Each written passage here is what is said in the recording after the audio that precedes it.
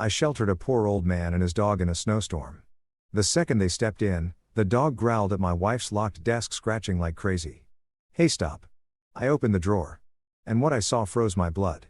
Then my phone lit up. The night it started, the lake effect snow was coming in sideways, thick enough to blur out the porch light and stick to the windows like frosting. I was standing in my kitchen stirring chili. Nothing fancy, just a throw it in the pot and hope kind of dinner and pretending I wasn't counting the minutes. My name's Curtis Turner. I was 36 then, teaching 3rd grade in a public elementary school about 10 minutes outside Messina, New York, right up near the Canadian border. Still lived in the house my parents left me.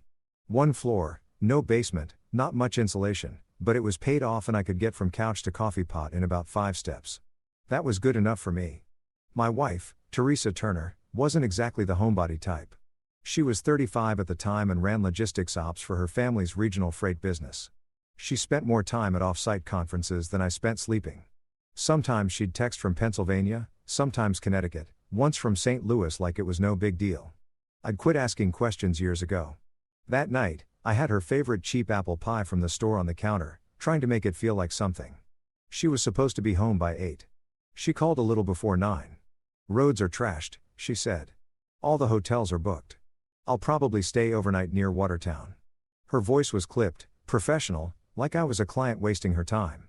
Before I could say anything, she added, "Don't wait up." And hung up. Quick note, before listening, share in the comments which city or country you're watching from and let's continue. I just stood there holding the phone like an idiot. I didn't believe the hotel thing. Teresa always had a plan. Always. If she was stuck, it was because she wanted to be. 20 minutes later, somebody banged on the front door. Not a polite knock. 3 hard thumps. Urgent, like whoever it was didn't want to be out there a second longer. I figured maybe one of the neighbors had spun out or needed help digging a car out. I opened the door and saw a man in his late 60s bundled up like he was headed for the Arctic. Big brown coat, heavy gloves, snow crusted around his hood. Beside him sat a golden retriever, tail thumping slow, snow packed around his legs like he'd been out a while.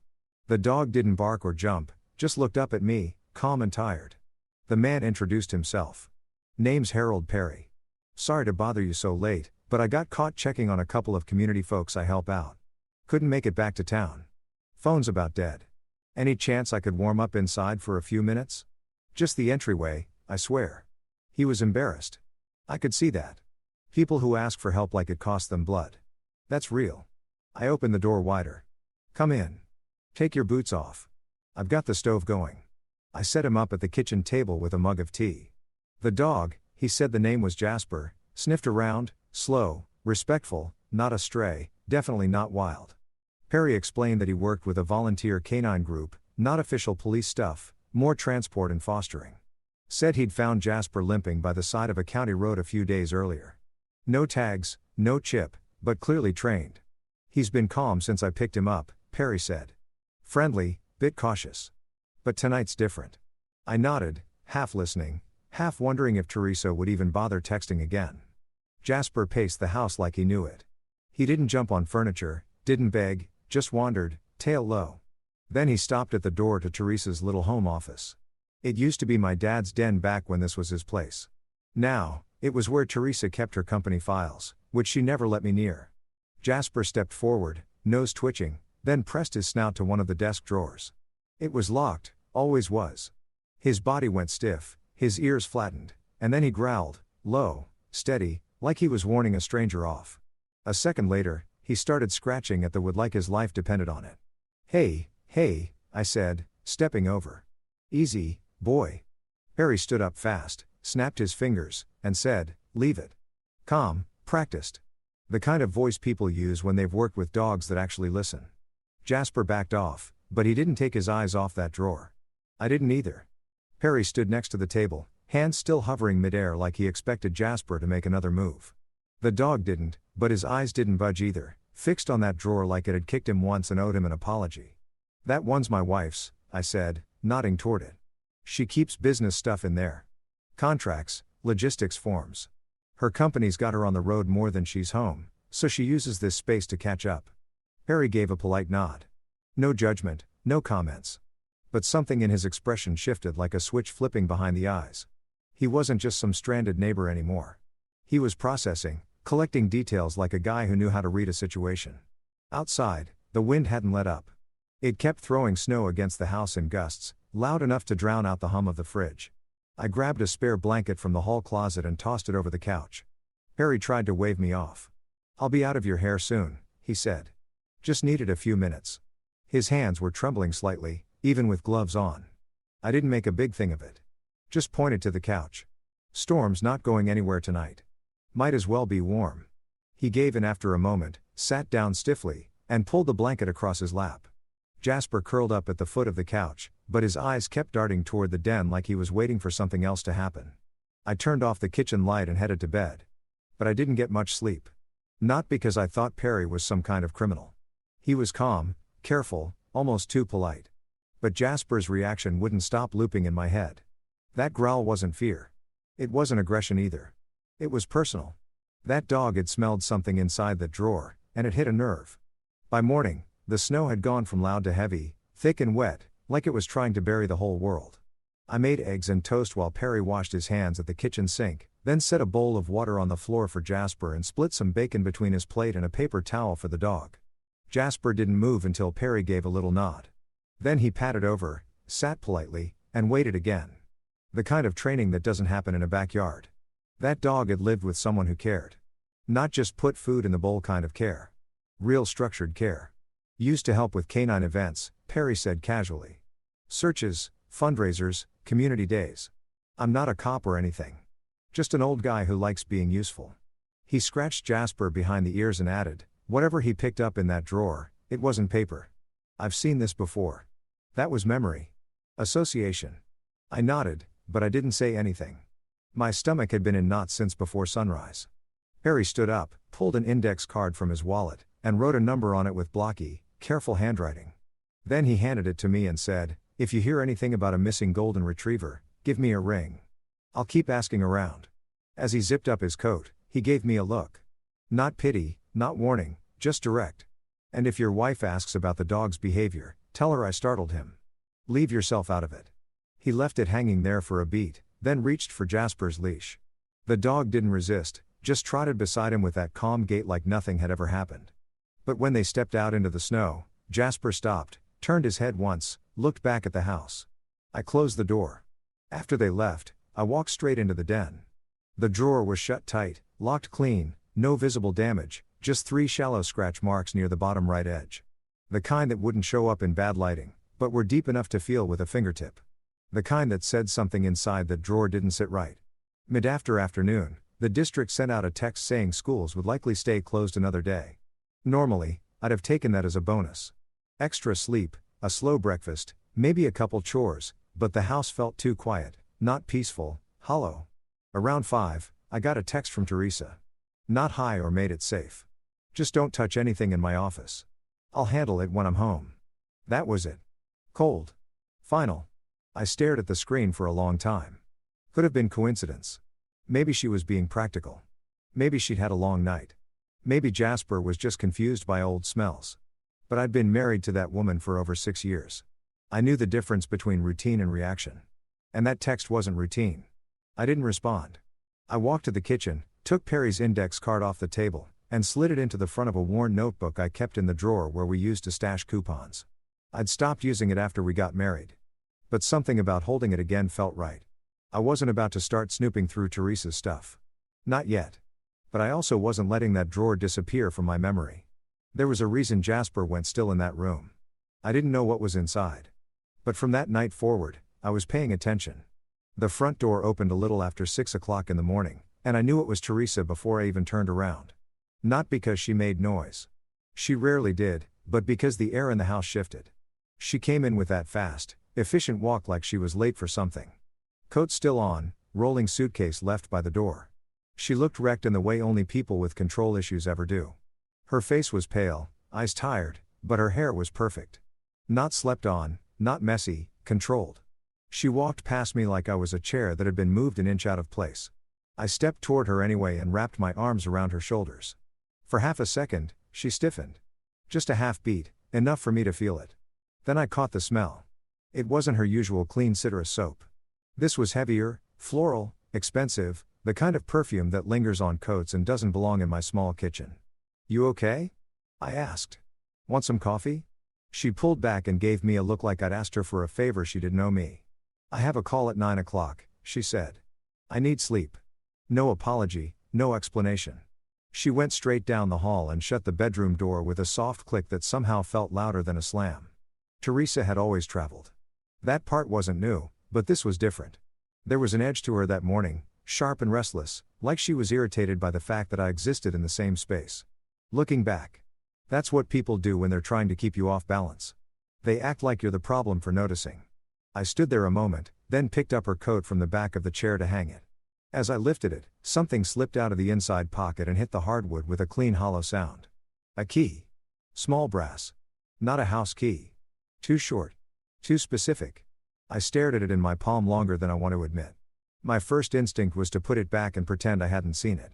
That's what a lot of people would have done. That's what Teresa counted on. But Jasper hadn't scratched that drawer for nothing.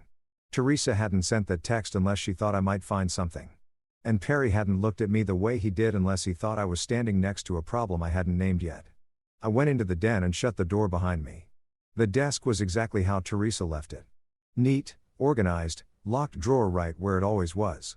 I slid the key in and turned it. The lock opened smooth. Too smooth. Like it got used a lot.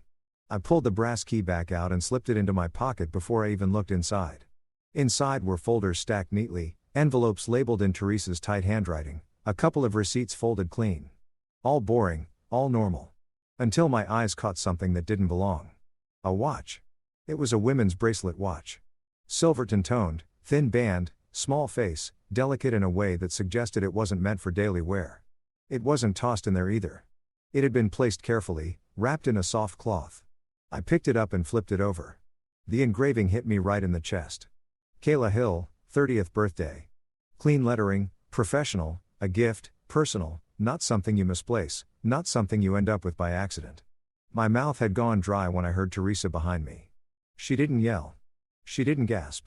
She just stood there in the doorway, arms crossed, eyes flat and cold. The look she used at dinner parties when someone said something she deemed beneath her. She stepped forward and took the watch from my hand like I was a kid holding something sharp. "You shouldn't go through my things," she said evenly. "Who's Kayla Hill?" I asked. She didn't hesitate. "Nobody you need to know." "That's engraved," I said. "That's not paperwork." Her jaw tightened just a bit. Then she smiled. Not a warm smile, a controlled one. "You're paranoid," she said. "Living in this house has made you small.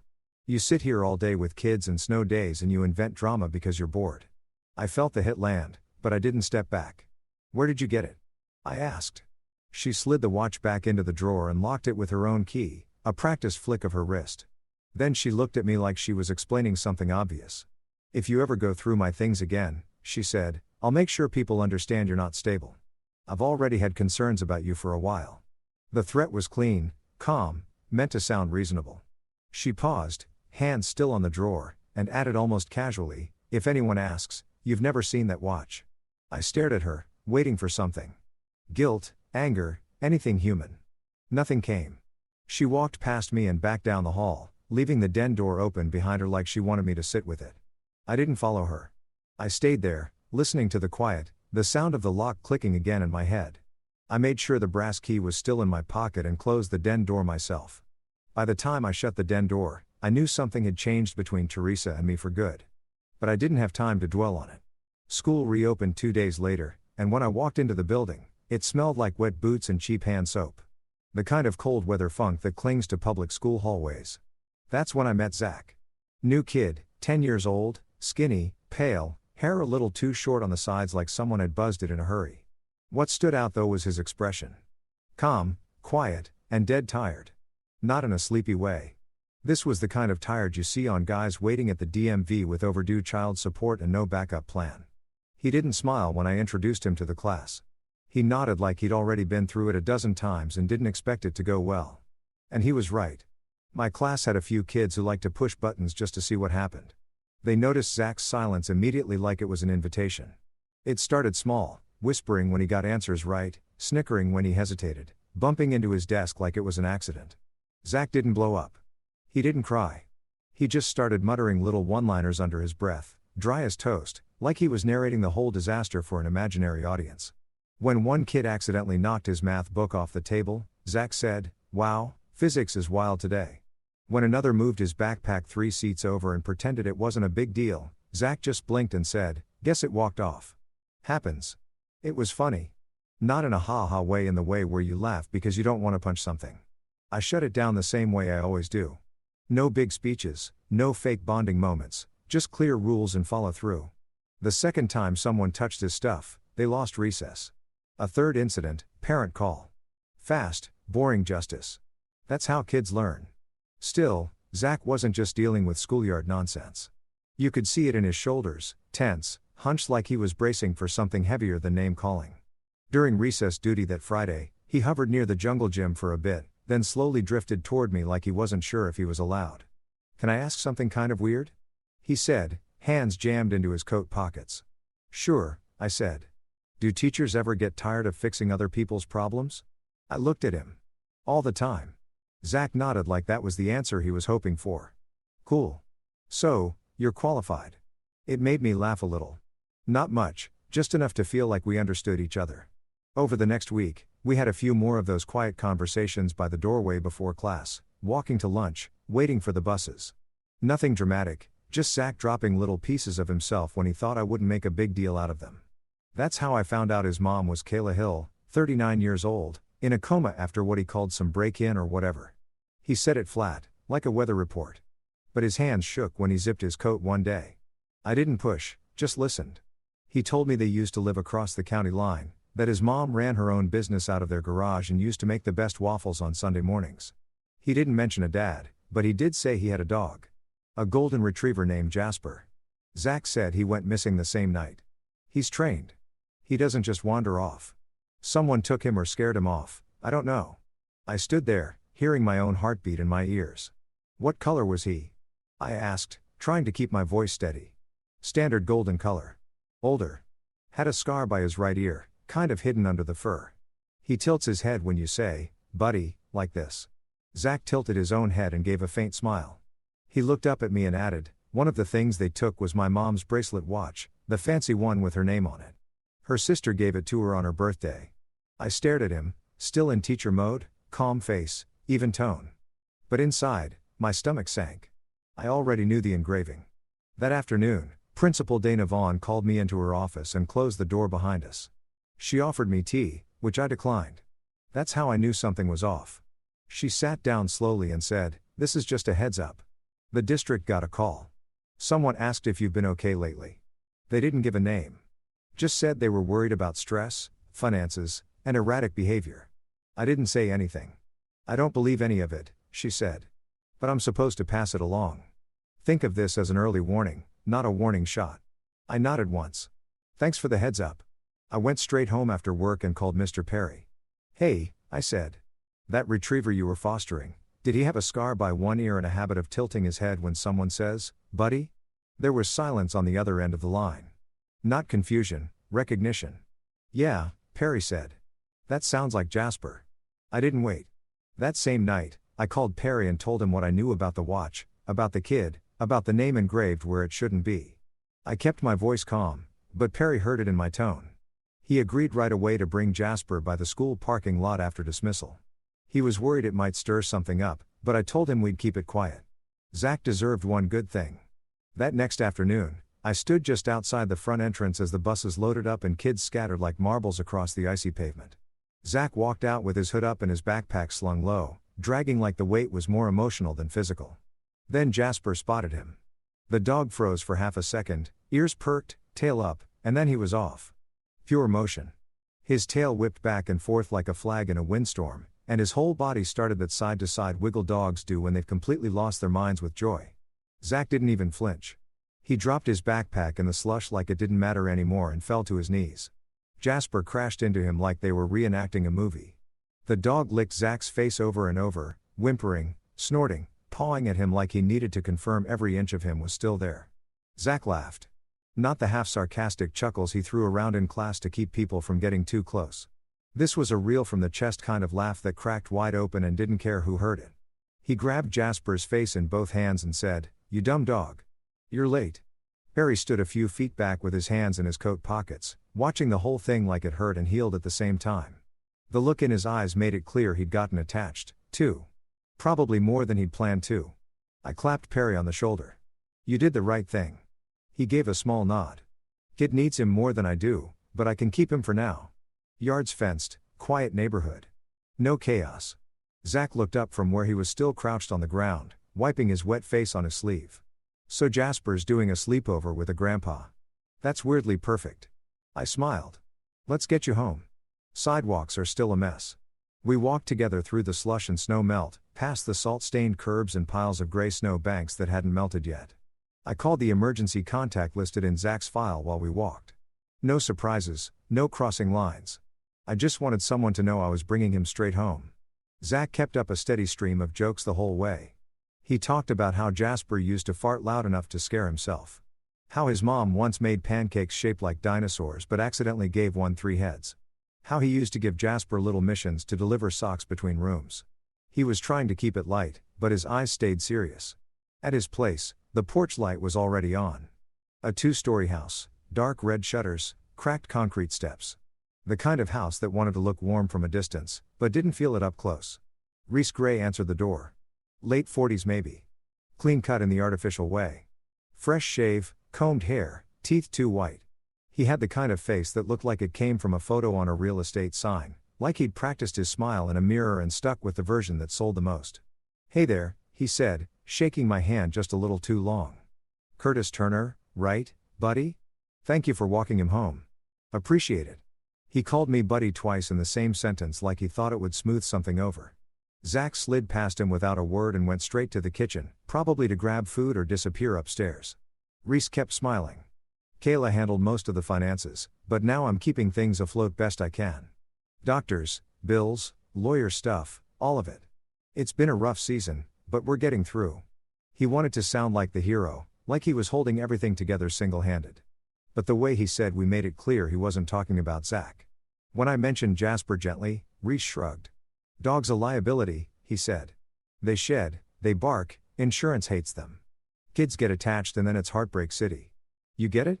Risk exposure is the last thing I need right now." He said it like he was describing a busted garage door. Not a living creature, not a kid's best friend. Behind him, Zach stood in the doorway to the kitchen, arms crossed, face flat. He didn't say anything until we stepped outside. As we walked down the block, he muttered. "He hates Jasper because Jasper didn't like him." I glanced sideways. "Jasper's a good judge of character," Zach added. "Better than most adults." A minute passed in silence. Just the crunch of boots on packed snow. Then Zach spoke again, softer this time, testing me. "The night my mom got hurt. I was under the bed. I saw boots, big, heavy.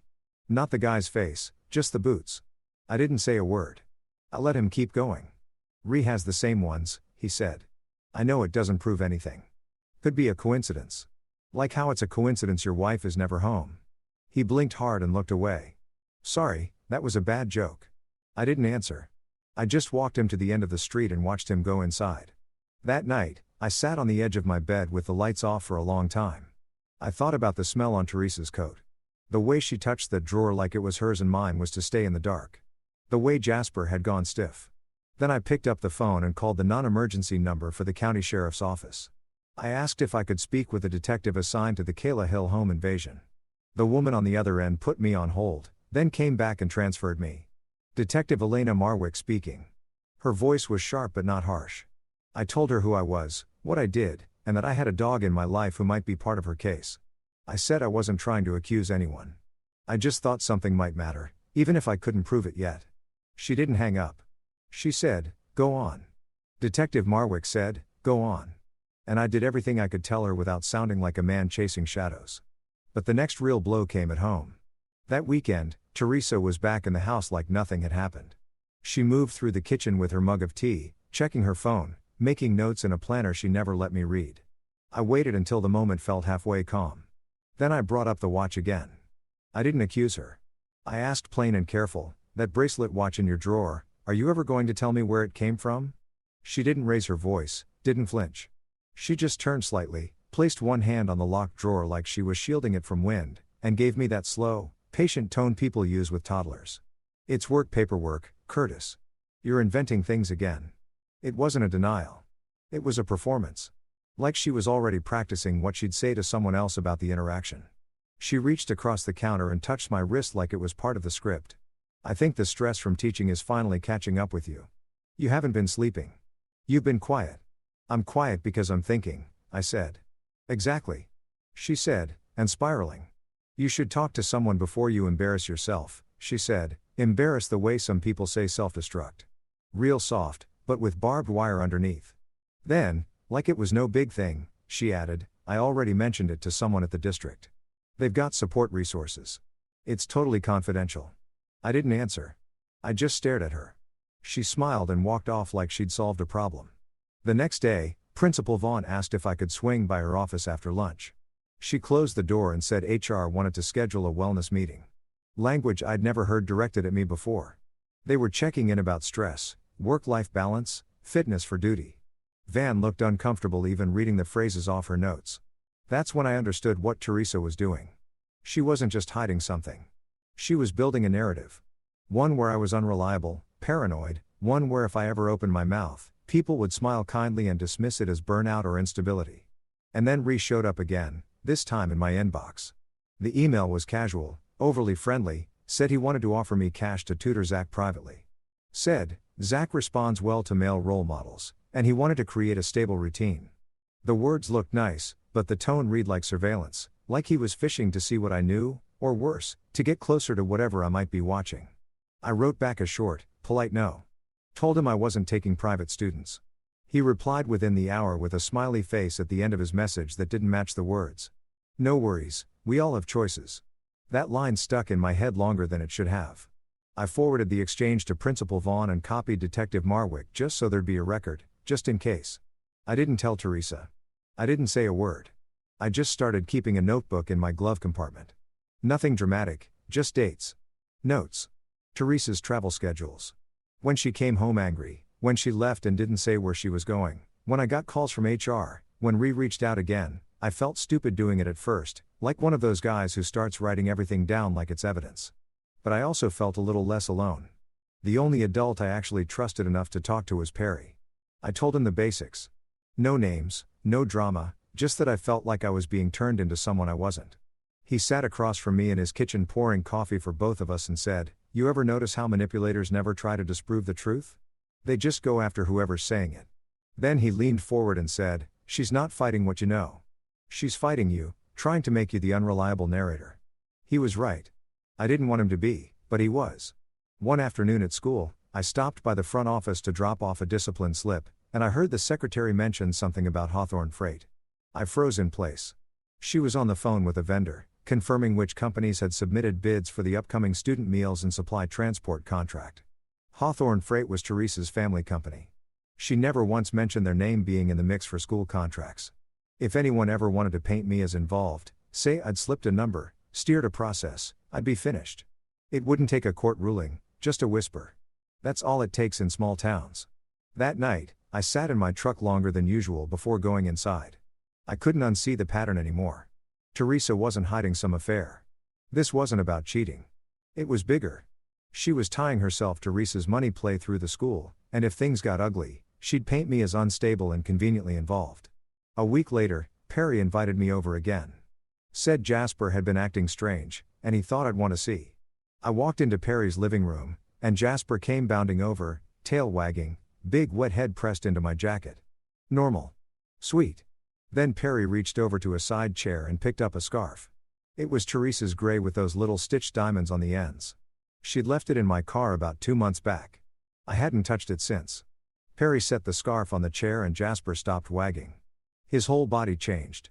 Not angry, not scared, just locked up. Eyes hard, shoulders tense, tail still. He stared at the scarf like it was a threat. He didn't bark. He didn't growl. He just backed away slowly, eyes fixed on that thing like it was going to move on its own. Perry knelt down beside him and didn't say a word for a few seconds. Then he said soft and steady, That dog is telling you her scent is tied to something bad. I swallowed hard. I know, I said. I've been trying not to believe it, but I do. The words were barely out of my mouth at Perry's place when I felt the shift in my own chest. Once you say it out loud, there's no pretending anymore. I drove home that night with the window cracked, even though it was freezing, just to keep myself alert. The next day at school, I passed around a big construction paper card the kids had made for Kayla. Stick figures, glitter glue, well wishes, and third grade handwriting. Zach added a little drawing of a dog that looked suspiciously like Jasper, except with a cape. I brought it to the hospital that afternoon after work and asked the front desk to pass it along. Didn't expect anything. I just didn't want Zach thinking the world had already moved on without her. On my way out, a nurse caught me near the vending machines. Mid-40s, brown ponytail, sensible shoes, sharp eyes. She looked me up and down before asking, "Are you Mr. Turner, the teacher?" I said, "Yes." She stepped a little closer, lowering her voice. "I'm Shannon Reed. Kayla's sister mentioned you've been steady for Zach, that you've been helping." Then she glanced over her shoulder and said, "Be careful." She didn't hand me rumors. She handed me facts. Before the attack, Shannon said Kayla had been asking to speak with a social worker and a lawyer. She didn't say much, but she was worried. Said her partner, Ree, was pressuring her to sign things. Medical power of attorney. Some kind of trust paperwork. I didn't interrupt, just listened. Every word felt like another puzzle piece falling into place. She also mentioned something about changing beneficiaries. She didn't say what exactly, but it was tied to her business somehow. She was scared. That's not gossip. That's from my own chart notes. "Thank you," I said. "Really?" As I walked out to the parking garage, I took the back stairwell like I always did. Less crowded, easier to think. At the second floor landing, I caught movement out of the corner of my eye. A woman in a charcoal gray coat stepped out of the stairwell on the opposite side. She moved fast, purposeful. That squared shoulder walk I knew better than I wanted to. For a split second, I thought, that's Teresa. Same height, same gait, same tilt of the head when checking her phone. I didn't chase her. Didn't yell her name, just kept walking, slower now, watching as she got into a dark SUV and pulled away like she had someplace more important to be. 2 days later, I mentioned it to Detective Marwick on the phone. She checked the visitor log and a hallway camera. Next call I got, she confirmed it. Teresa had been there that same afternoon. No known connection to Kayla. No stated purpose, just present. So, no, I wasn't losing it. My gut wasn't spinning stories. I had receipts now.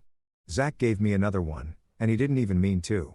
We were walking back from lunch one day, him rattling off nonsense about how Jasper once swallowed a sock hole and acted like nothing had happened. Then out of nowhere, he said, "Ree has these boots, big chunky ones with the little red logo on the tongue. He bought a matching pair for the guy who helps him." I slowed down. "The guy who helps him?" Zach shrugged. "Yeah, he called him his problem solver. Said, real men buy gear that lasts."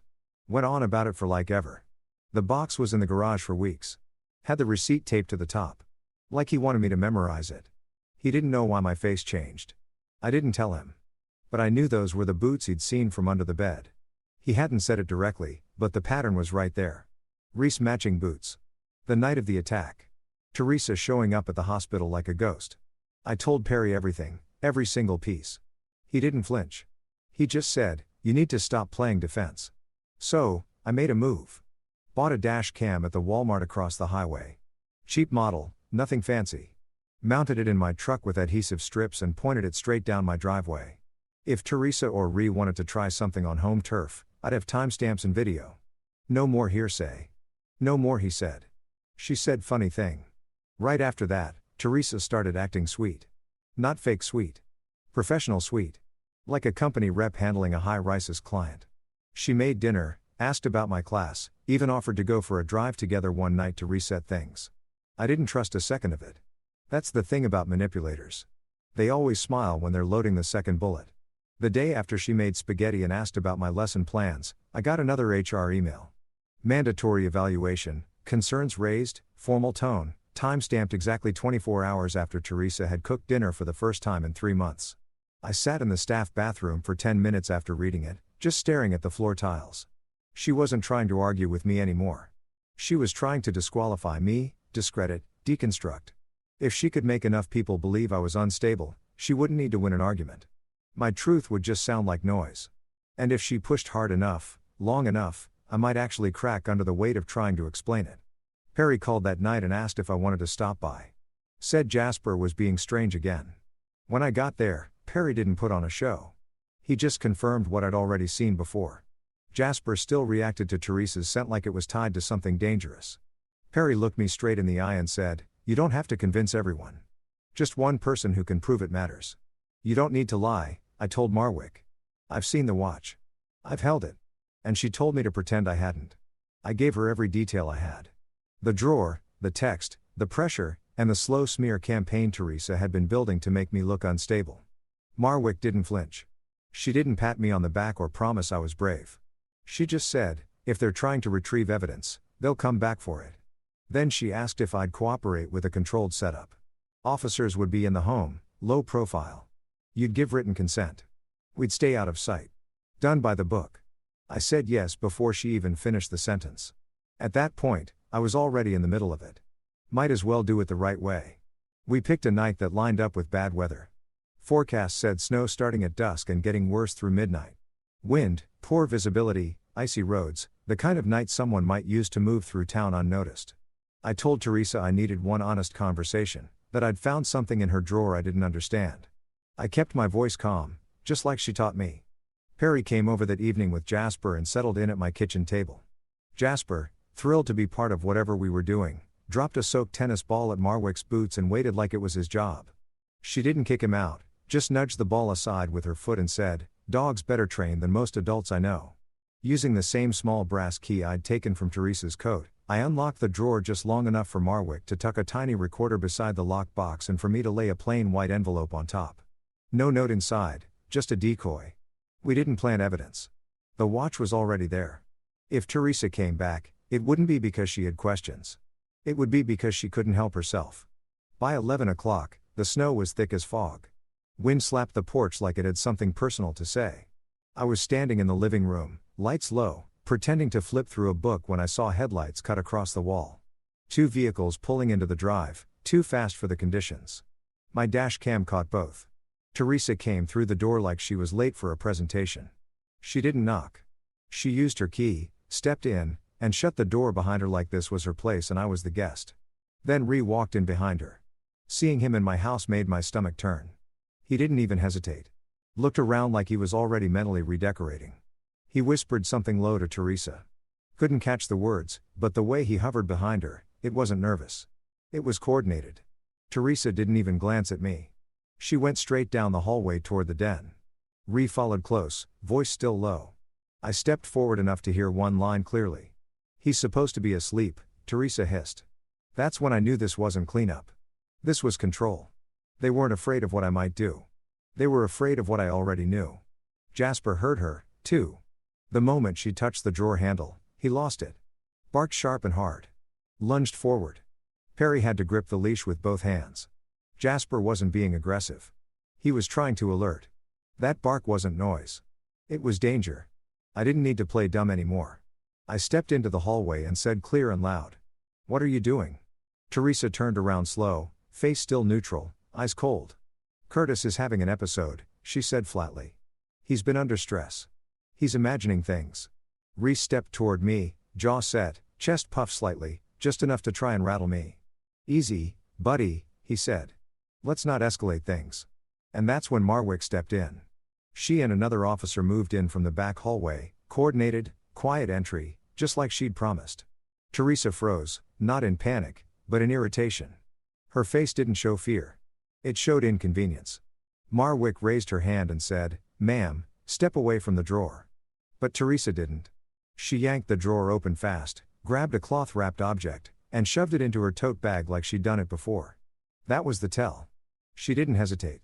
She knew exactly where it was, exactly how it was packed. There was no searching, no guessing. Marwick moved fast. "Set the bag down," she ordered. Teresa tried to play calm, like she was just holding her own property. But Marwick already had gloves on and a body cam rolling. She opened the tote, pulled out the cloth, unwrapped it. Inside the engraved bracelet watch, Kayla Hill, 30th birthday. But that wasn't all. Tucked beside it was a cheap flip phone. One of those throwaway burner models you buy with cash at a gas station. Marwick turned it on, scrolled quickly, then held it out for the other officer to witness. Message threads, names, dates, location pings, references to cash transfers, and a final note that said, "Get the dog out first." Makes her look weak. No witnesses. Perry hadn't moved. Jasper had gone quiet again, eyes locked on Teresa, tail low. He didn't need to bark now. The house was speaking for itself. Marwick photographed everything on her body cam. Logged it out loud for the recording. Time, date, contents. Then she turned to Teresa and said, "You have the right to remain silent." Teresa didn't resist, but she did try one last move. "I want it on record," she said, smooth as ever. "That Curtis planted all of this. He's been erratic, unstable. You'll see. But that's why we done it this way." The dash cam, the audio recorder, Perry, Marwick, even Jasper. They could try to spin a story, but the timeline couldn't be bent. Not this time. The body cam footage, the dash cam timestamps, the messages on the burner phone, they all did their job. But that didn't mean I walked into school the next day like a man cleared. That's not how it works in a town like ours. People don't wait for court dates. They pick a version of the story that makes sense to them, then pass it around like a casserole. For 2 solid weeks, I could feel it. Parents hesitating at pickup. Colleagues pausing too long in the copy room. Kids whispering just loud enough for me to hear, then going quiet when I turned around. HR still made me sit through their little wellness meeting. Nothing personal, just protocol. Teresa being arrested didn't cancel the paper trail she'd spent months building. She'd played it smart, planted doubt before I had a chance to get ahead of it. Bureaucracy doesn't care that your wife is wearing an orange jumpsuit. It cares about liability. Principal Vaughn was the exception. She looked me in the eye, didn't fake a smile, and said, "I'm glad you're still standing." Most wouldn't be. Zach stuck close in the way only kids know how to do without making it obvious. He'd hang around after the bell, pretend he forgot something, then wander up to my desk with some weird fact about frogs or a joke that didn't quite land. One afternoon he said, "If anybody says you're the bad guy, I'll tell them my dog disagrees." I laughed harder than I'd laughed in months. About 3 weeks after the arrest, I got a call from Marwick. "Kayla's awake," she said, not fully steady, but aware. She asked about her son. I asked if I could visit just once to bring back something to Zach, some proof that his mom was still his mom. Marwick cleared it with the hospital. I went in after school. No badge, no formality, just a plain visitor's sticker on my chest and a get well drawing Zach had made that morning with a superhero mom and a dog flying next to her. Kayla looked smaller than I expected, hollowed out from weeks of tubes and silence, but her eyes were sharp, awake, watching. I handed her the drawing and said, "Zach wanted you to have this." She didn't smile right away, but her hand tightened just slightly on the page and her eyes didn't leave it. She whispered hoarse but clear. "He's okay." "Yeah," I said. "He's got good people watching out for him." She closed her eyes and breathed in slow like she was finally allowed to. Then she looked straight at me and said, "She was there, Teresa." I know her voice. She couldn't speak for long, but she told me what mattered. Teresa wasn't a stranger to her. Their companies had overlapped. Teresa had tried to pitch some kind of partnership. Something Kayla said smelled wrong from the start. She'd rejected it. Teresa hadn't liked that. "She doesn't yell," Kayla said. "She speaks low, sharp, like she wants to be the last voice in the room." Those were the exact words Teresa had used on me too many times to count. Later, Marwick explained the full picture. Ree hadn't just wanted money. He wanted full control. Legal power, medical authority, access to assets. If Kayla died, he got it all. If she stayed in a coma, same thing. The plan worked either way as long as nobody questioned it too soon. And if anyone did, make them look unstable. Teresa's family tried to pressure the county at first.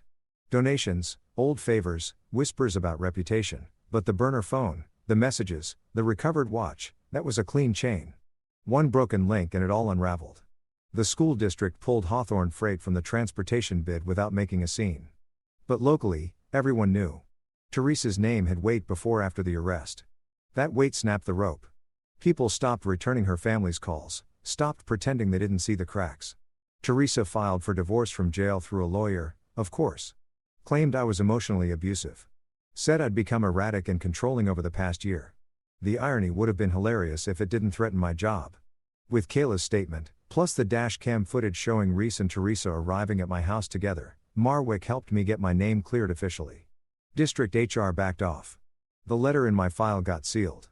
I didn't throw a party, but I slept through the night for the first time in months. Perry kept Jasper while the court sorted out Zach's living situation. Kid custody cases move slow, even when the facts are obvious. But Jasper didn't seem to mind. He handled it all the same way he always had, with a wagging tail, a slobbery tennis ball, and a kind of unshakable loyalty that made the worst days seem less impossible. He'd gotten all of us through the worst season of our lives. By late spring, the ice finally gave up and the sidewalk stopped trying to break ankles. People in town went back to smiling like they hadn't spent the winter watching each other through fogged-up windows, wondering who was lying.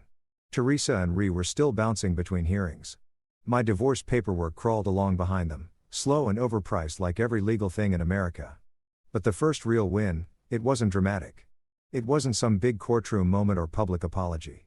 It was the afternoon Principal Vaughn knocked on my classroom door, handed me a sealed envelope, and said, "HR's closing everything out. No action taken. You handled a hard year with more patience than most people have." Then she nodded once and walked away. I sat in my truck in the lot for a solid 10 minutes after that. Didn't cry, didn't scream, just breathed like I'd been holding it for months without noticing. Kayla started rehab a week later. I checked in without hovering. Recovery wasn't clean or smooth. She'd get dizzy from standing too long, then insist on doing the next rep anyway. She reminded me of the kids in my classroom who hate being told when to slow down. Strong, stubborn, and full of fight. Zach moved in with Kayla's sister while she got steady on her feet again. He still came by my room before the bell some mornings, acting like it was no big deal. He'd toss out a fact about volcanoes or ask if I knew that platypuses didn't have stomachs. I'd nod, play along. Outside like clockwork. Perry and Jasper would be waiting in the pickup loop. Jasper always wagging. Perry always sipping coffee and watching the world like he'd seen it all already. Perry surprised me. He never overstepped. Never acted like a stand-in dad. He just showed up. Dog walks, quick check-ins, small moments that stacked up into something steady. When Zach made a joke that landed too sharp, covering a bad day, Perry was the one who put a hand on his shoulder and let the silence do the work. The sentencing hearing came in early June. Teresa came in with her hair flat-ironed and her lawyer voice on, like she still believed this was a misunderstanding. Race looked like a man who couldn't figure out why the con didn't land. I didn't go up there to deliver a speech. When the judge asked if I had anything to say, I stood and said, "You tried to turn my life into a story nobody would believe, and it didn't work." Then I sat back down. That was enough. Teresa lost her board seat at the family company once investigators started tracing her side deals with Ree. Every hand she thought would protect her turned to stone. Her name stopped meaning power. Reese's little empire of control fell apart the second Kayla lived and remembered. Lies make noise, but they don't hold up once the facts show up. Kayla and I didn't jump into anything. We weren't playing house. We didn't light candles and pretend it was fate. But we built trust slow. Me helping with Zach's homework, her letting me drive her to therapy appointments when her balance was off. We had dinners where nobody raised their voice. That was enough for now. I kept the house, not because it was a win, but because it was mine. The one place Teresa couldn't spin into a false version of me. I repainted the den, changed the drawer lock. It wasn't revenge, it was air. By the start of the next school year, Zach smiled more. Jasper kept being a goofball who acted like every stick in the yard was a trophy. And me, I got back to being what I've always been, a stubborn man who doesn't quit. Especially when a kid's watching to see what that looks like.